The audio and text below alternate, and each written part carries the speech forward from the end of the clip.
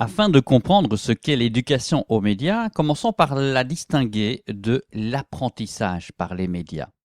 Utiliser un outil numérique pour amener mes élèves à réaliser une dictée de texte ou de consignes de façon autonome, utiliser un écran numérique pour illustrer une leçon, réaliser des photos d'une expérience pour garder des traces de l'évolution, utiliser les médias pour réaliser des activités spécifiques en mathématiques ou en français par exemple, tout cela est plus qu'intéressant, mais cela dit, ce n'est pas de l'éducation média.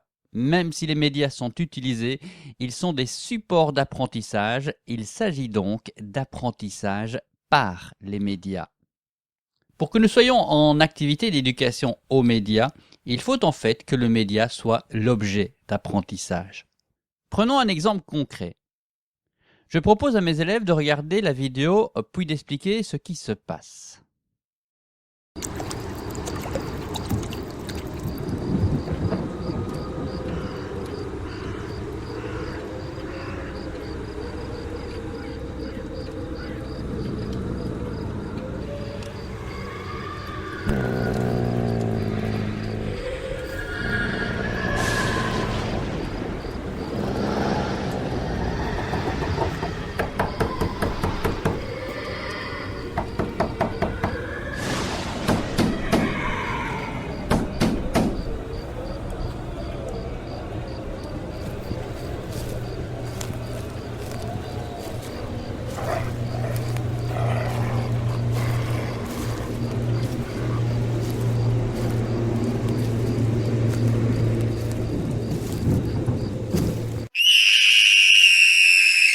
En amenant mes élèves à expliquer ce qu'ils ont compris de la scène, je leur demande d'élaborer des significations sur base d'éléments qu'ils ont vus ou entendus.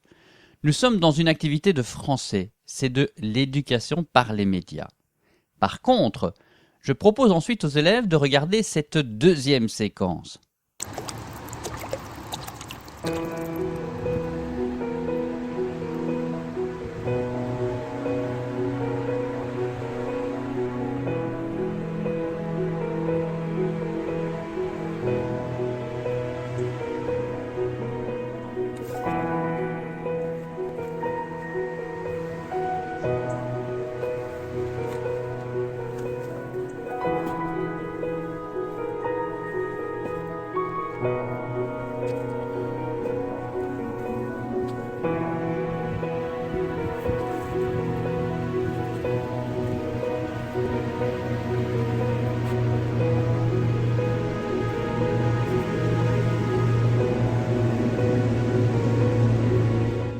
Je demande maintenant aux élèves de comparer et d'exprimer leur ressenti après le visionnage des deux séquences.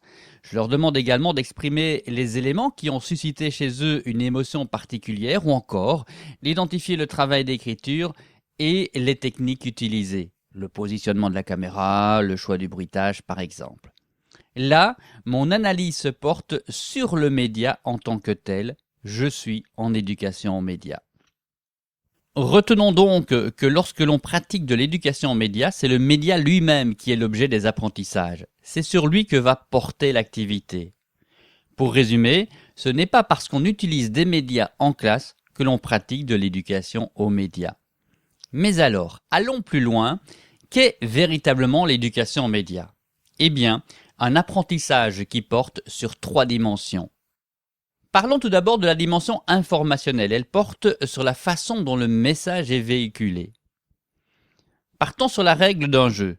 Il ne s'agit donc pas de comprendre ce que le texte dit. Là, on est en français et on travaille l'élaboration de significations. En éducation média, tout comme l'exemple avec la vidéo il y a quelques instants, il s'agit de porter un regard critique et réflexif sur la façon dont le texte est construit. Ici, je pourrais comparer différentes règles de jeu, observer la façon dont elles sont structurées, observer les illustrations et identifier leur rôle dans le message.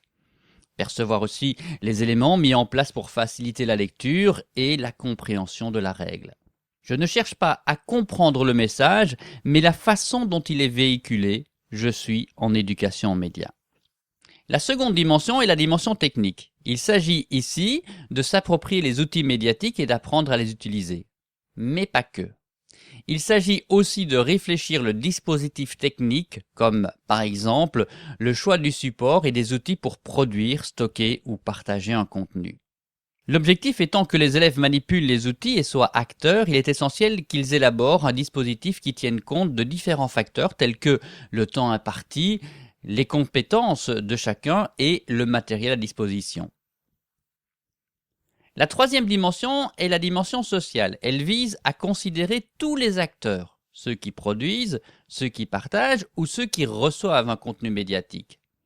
On est alors amené à se poser tout un tas de questions. Quelle est l'intention de ce contenu? Quels sont ses effets, les conséquences potentielles pour moi, pour le groupe ou pour la personne que l'on voit sur la photo que je compte publier par exemple?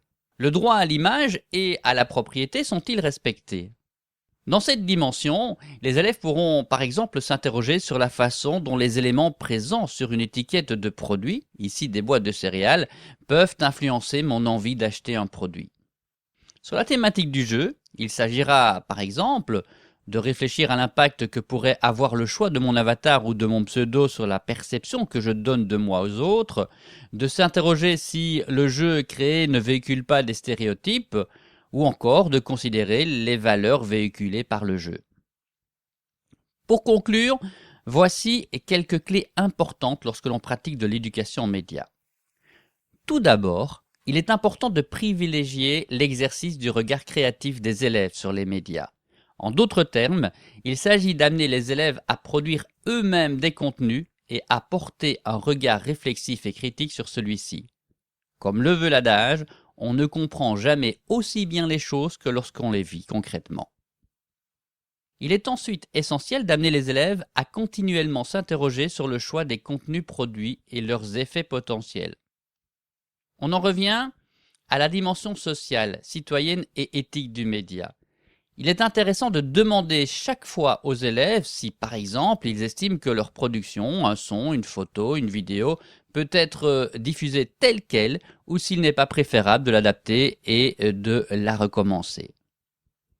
Il s'agit ensuite de porter un regard pluriel sur les médias et de considérer tout autant les risques potentiels et les opportunités liées à leurs utilisations. Si la qualité d'un contenu est naturellement importante, elle ne doit pas être l'essentiel.